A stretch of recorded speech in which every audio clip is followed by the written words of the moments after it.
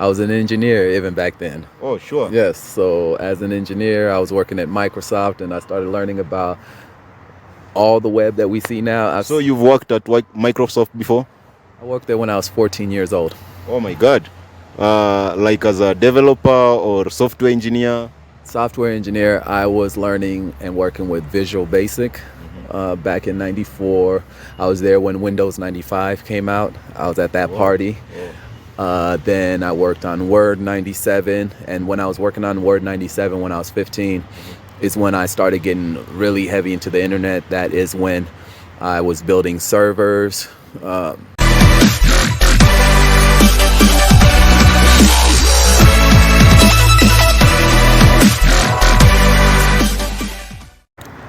Hello guys, hope you're all doing good. It's your boy Kevin Apollo here, and today I'm in this beautiful place. I'm having a special guest here, and I'm just going to let him introduce himself. So bro, what's up? What's going on? What's going on? Or as we know, Chief Otieno here. I always feel like sometimes you change your accent. Is it true? Oh man, in America they got this thing called code switching. Okay. Code switching. Code switching. And what does that mean? Code switching is kind of like how when you're a young little boy and your father is like getting you to like act up right, you know, there's guests coming and stuff like that. Yeah. And then you go into different places and different spaces, whereas a black man, you probably have to talk proper, like you know English or certain things, or else they're saying you're got ebonics and all this other stuff. So then my code switching evolved into Chief Otieno, where I come from a different culture, and so to them that's how they know, oh, that's the African guy. Okay. So tell us about where you're coming from. You've already told us your name, so we just want to know where you're coming from, where you back home again. Well, Chief Otieno is coming from Kisumu, Homa Bay, right, originally. Then in '88 I moved to America, a place called Seattle, Washington, Central District. And basically that's where I had a chance to basically have a full-on, an immersive experience in American culture, specifically black culture. And so I am coming from America at the moment, and I plan on always coming from America and bringing new projects, whatever it is, to beautify Kenya or just to build Kenya or see it and enjoy this planet. So you moved to America in 1988. 1988, basically, when... So how old were you by then? I was 8 years old. Whoa. And when did you come to Kenya first? Like since you after moving to America in 1988? My next time coming to Kenya, I was 32 years old back in 2013, and I turned 33 that year. And so 33 is an important year. So I was like, oh wow, I'm here in Kenya on my Jesus year, right? Yeah. So it's like you stayed for over 20 years? Yes. Before coming, since you left first? Definitely. I stayed in America through the emergence of a lot of things. So I got to see a lot of new technologies grow up. So what we're seeing now, I never could even fathom as a young child. I didn't even know when I'd get a chance to come to Kenya again. And so when I finally had my son and I was married, I said, okay, this is now the opportunity. What better way to come back home than to represent and bring my son back, my firstborn. Right. So you've brought your family here before? Yes. My first trip, I brought my family. I brought my wife. We were married young at the time. I brought my wife. I brought my son and my mother. And then that was it. Okay, so you have a family of how many children? I have 3 sons in America, 3 strong Luo boys. Right, that are being raised in America the same way I was raised, but giving them that Kenyan culture as best that I can. Yeah, actually I saw them even speaking the Luo language. That's all I knew. How do you manage? How do you manage to teach them their native language when they're far away from home? Now, in America, when I got to America, we were in a place, for lack of better terms, called the hood, right? We were in a low income housing project in Seattle. And in there was a lot of things. I remember kids just being mean. And so, in order to protect us, my father just never let us go outside much. And so, inside the house, we would always just more so speak Luo all the time. And so, that is basically what I've emulated with my children. Okay. So that's how you even get to learn. Because I believe when you came from Kenya, you didn't know any Luo. Like, or you were you speaking Luo when you left? When I left, I was speaking 4 languages. When I went to America, I skipped a grade. Okay, so I already knew English, I knew Swahili, I knew Luo. Well, I guess I knew 3 languages, right? Yeah. And so I knew all of that before I left. Okay, my mother was a teacher here, so you know how us Luos are learned. You Yeah. go to America, get a degree.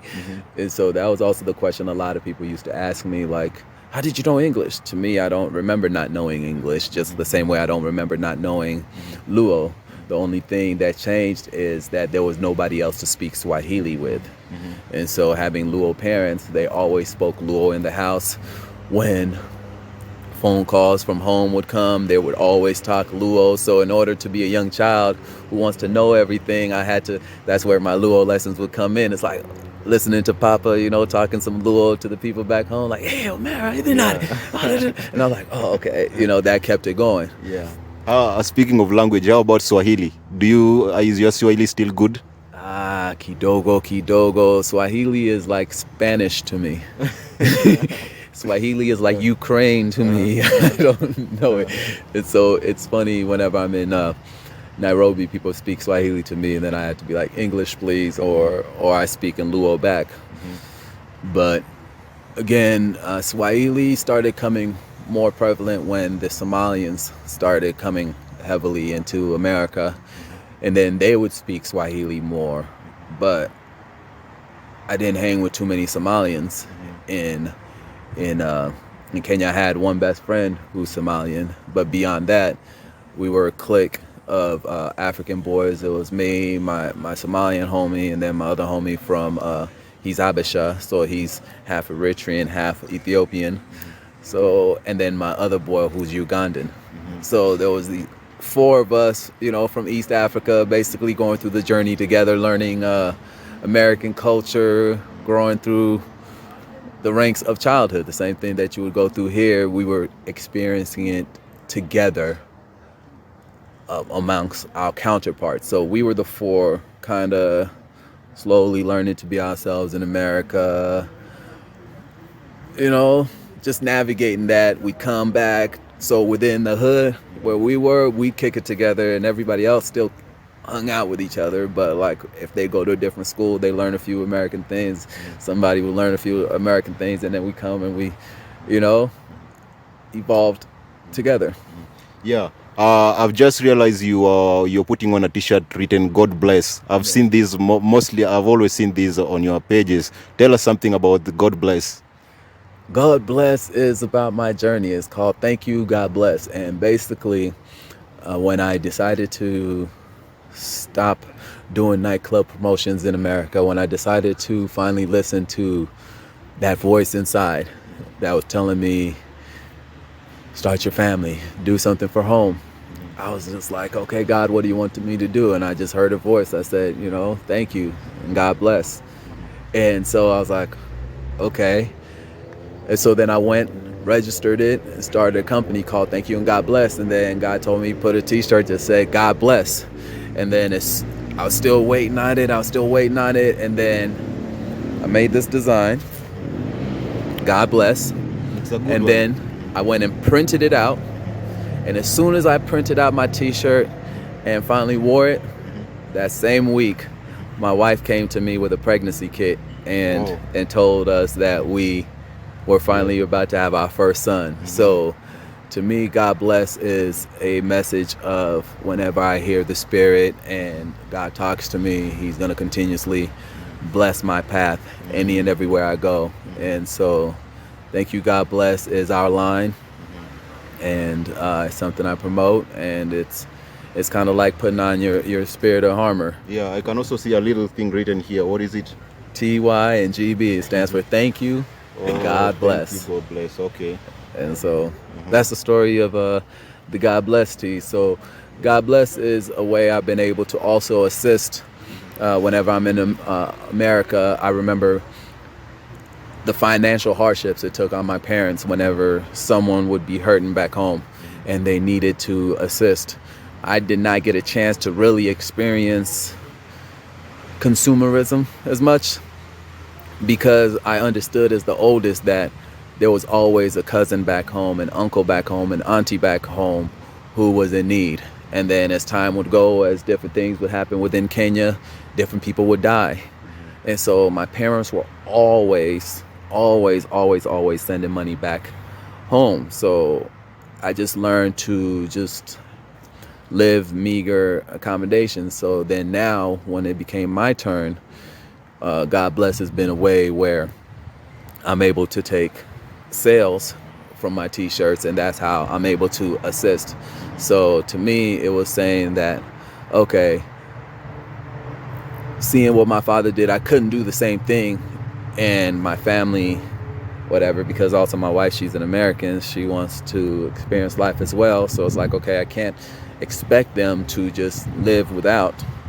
But God bless, and some of the different companies that we have has been a way for me to at least help alleviate some of those burdens that comes, because I also want to be thankful, and I always also want to help in whichever way I can.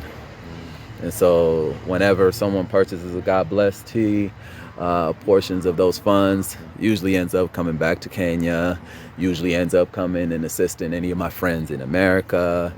I give these t-shirts out to homeless people that I meet on the roads, by the freeway. So it's just a way of basically, for me, giving back, planting a seed, because God has always said that it's better to give than to receive. And so in my trying to understand basically the laws of this universe, right? Always worked on, okay, God, you will continuously bless me. I will continuously just say, all right, I'm here for this journey.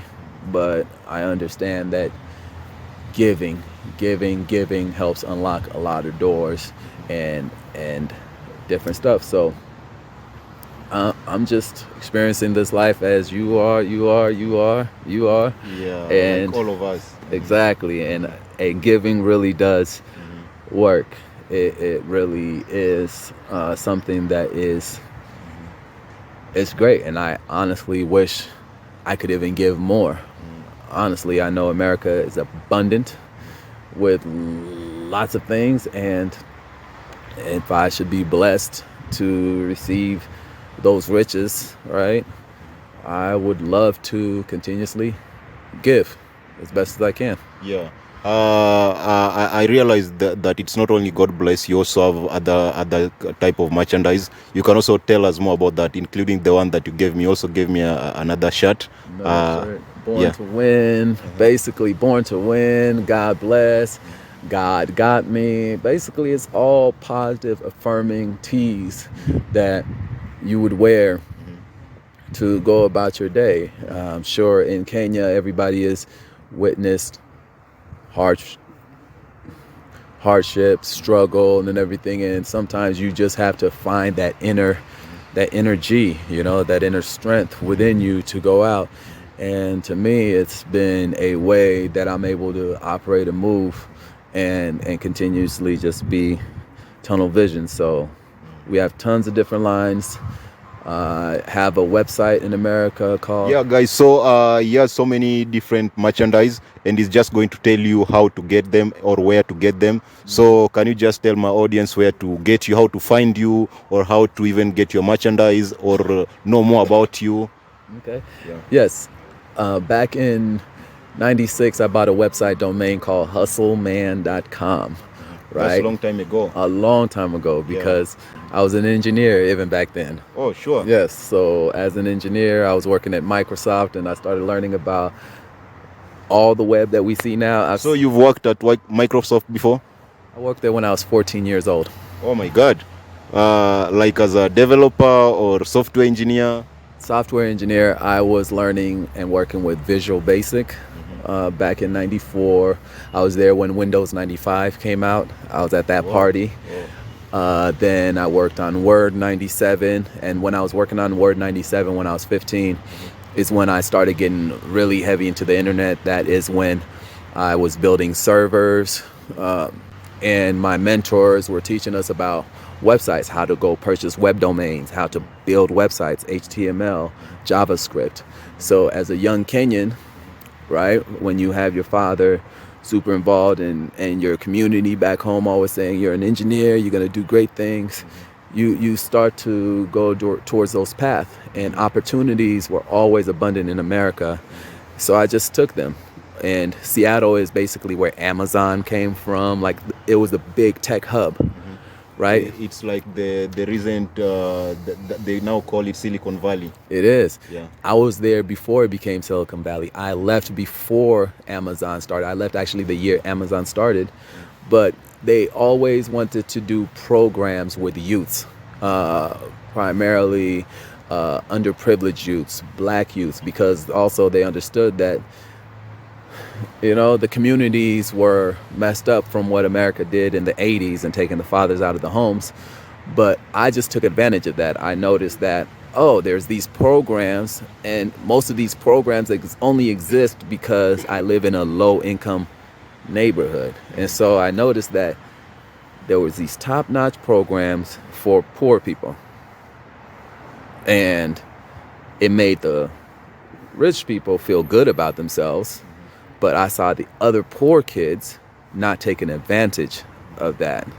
So to me, it's kind of almost like a numbers game, right? If they're looking to have 30 kids and everybody else is just wanting to listen to Snoop Dogg because that's when everything was coming out, and they're all upset and they didn't have anybody to guide them and say, hey, there's this free program. I was lucky to understand that there are these free programs. So I just signed up and I would say, yes, my family's very poor. I was being that humble kid, It didn't matter to me. Yes, I live in a low-income housing project. I had my prom paid for, school, and all these other things because it was like, why not? Like, why did I need to try and perpetuate that I had money that I did not have? But my friends, they were making it seem like that just so they didn't feel bad within, when they were around us. So they were trying to make me feel bad because they had the nice Jordans, they had the nice this and that, right? I don't know how they were getting it, but to me, I was just took on sure, I'm poor, I'm broke, sure, whatever you want to assist me with, I will take it gladly. You want to give me a bus voucher? I will take that gladly. Get on the bus. Go 30 minutes to an hour all the way to Redmond.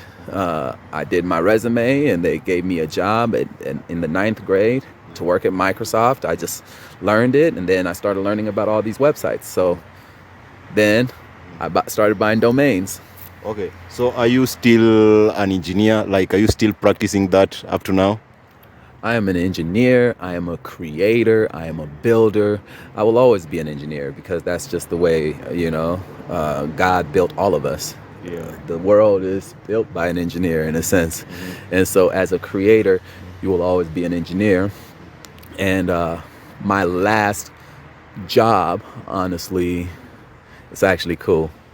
I was working with self-driving cars in America. That was my last engineering job. I was working cars that drive themselves. Oh, Yeah. Self-driving cars. It's How big. does that happen? Man, lots of engineering. We had cars that cost $250,000 Oh, US, that's a lot of money. right?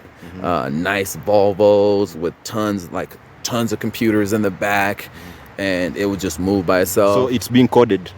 Yeah, lidar, all Hmm. of that. Hmm. And again, when I got to that, I was finally like, okay, finally, I'm doing what I would like, tech, Hmm. all of that. I can get jiggy with this. Hmm. But then one of our cars accidentally ran over and killed someone. Oh, so bad. So that project got nixed. It was ran by Uber, Hmm. right? So the Uber you guys use here, Hmm. we were already working on a project. We had millions of miles where our cars were just driving everywhere. Hmm. We were getting towards the last mile where we could pick up people and everything else. But once our car did that accident, they cut the program. I did not want to move states because initially my goal was to get to the top of the self-driving cars in management Hmm. and then come here to Nairobi Hmm. as a top executive and just run Yeah. the Eastern Africa. Yeah. But again, those were my plans, not God's plans. Hmm. So when that stopped, I was just like, okay, I'm done trying to go the route in America where they teach you go get a good degree, go do this, and everything will open up. There's some frustrating things within that as well, so I just decided to go out on my own. So are you having still other plans in future, maybe to revive it, that self-driven car?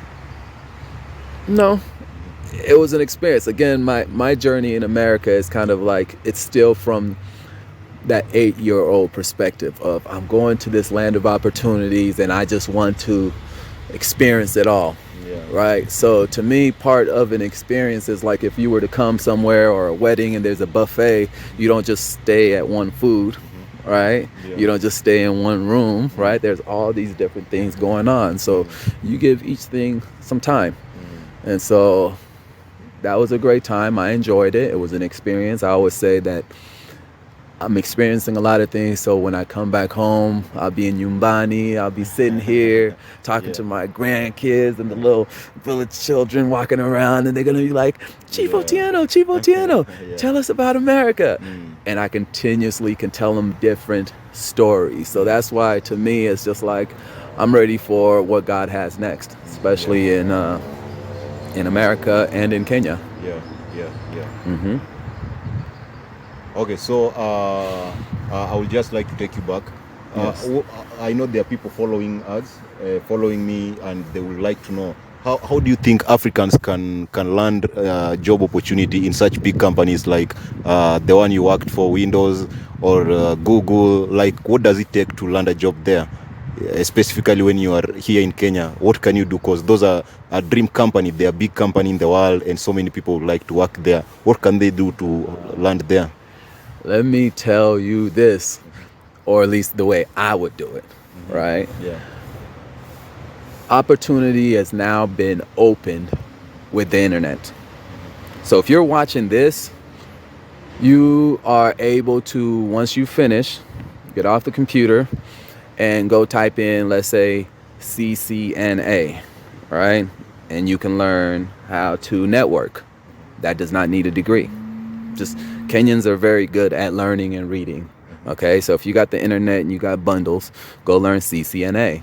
That's one, because what I'll tell you here is this internet thing that is big, that's already big in America. Don't worry about trying to get to those jobs. Learn the framework of how it works, because Kenya and Africa, which is 4 times bigger than anything in America, right, still does not have full internet connectivity. You understand? Hmm. So what's there now, I've seen how it's built. So you could go learn that. You could just sit and read, and I guarantee you somebody's going to need someone who knows network security, right? Someone's going to need to know someone who can put these fiber wires there, and they pay good money. You don't need a degree for that, okay? So don't worry about trying to, I got to go to this university, I got to go learn this so I can be so I can feel good, Hmm. so I can tell my uncles and aunties I work at Microsoft, I work at this. Hmm. No, forget that route. You have the internet. You can go learn network engineering, right? So if you're working with your hands, you could be building cables and getting paid way more than digging for the grass. So that's one. You can learn coding, right? Just go learn any type of coding. Go learn Perl, right? Learn, instead of now utilizing this, just all of those are free.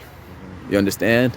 Go on Khan Academy or whatnot. These are things I've always thought about when I was in America. Like, I want to come here and just create learning centers that are for the children, that are free, that already has internet access. You understand? That all you're doing all day, instead of hanging out on the side, you're just gonna come in and you're gonna sit and we're just gonna play this video, and you're gonna eventually soak it in, right? You're gonna soak it in, and okay, within soaking it in, you'll go find another opportunity. Doors will continue opening, right? So the internet is big, African is bigger, right? And it's not even that big yet. So there is still almost 30 plus years of development still to come, just in the continent alone. You understand? Because I'm coming from a 30-40 year experience, in a sense. Everything you guys are seeing now, I've already witnessed in 97, 98, 99, right? When I'm trying to connect on my phone, I know what that felt like in 02, 03. We're in 2022. When I go back to America, everything's fast. Somebody had to build that, right? We have what is called people capital, where we just have a ton of people. You understand? If those people learn how to actually do their stuff in the right way instead of the old ways, you guys can get a chance to travel to Mozambique, travel to Nigeria, travel to South Africa, all these other locations. You don't even have to go to America. You can still enjoy the benefits of making beyond more money than they make even in America, right? And move within our borders out here. So just sitting at home after you finish this, just learn. Just go anything, free coding, free networking lessons, free editing. Go learn how to build TikToks, learn social media, because I could reach out for you. In America, they got companies that want to do that. So you guys have, to me, time, in a sense, right? If nobody's giving you a job, find a place where you can get free internet. These phones now, you just connect into the Wi-Fi and just sit and learn, read all day, teach it to the next kid. And they will be needed, because you get to a certain point where it's like, who can do this? Who can do this? They don't need somebody who can do a wheelbarrow and all that other stuff. But if you can connect the internet, if you can show these people that, yeah, I can get your program out there to the masses. I know how to run the social media, the TikTok, the Instagram. I know how to utilize the phone. I know how to tell a story that somebody's going to sit and just watch all day and scroll and see that. Somebody's paying for that. So that's what our people can do, instead of trying to say, oh, life is hard. I don't know how to get to Nairobi University so that I can get to Amazon or Tesla. Forget about all that. That's still going. You got things you can definitely take a part of within 6 months. If you even just sit within 6 months and learn something, you can be making way more money than you used to. So generally, they don't have to travel abroad to earn a good amount of money, maybe in terms of salary? Not at all. This continent we're on is the richest continent ever. People come to this continent to create what they put out there and sell back to you. Yeah, for example, coffee. We talk of coffee. They take it out of this place, then come back with it, and sell it back again. We sell to them, then they come back and sell it expensive. So we have to basically, as young Africans, understand and change just our thinking in a way.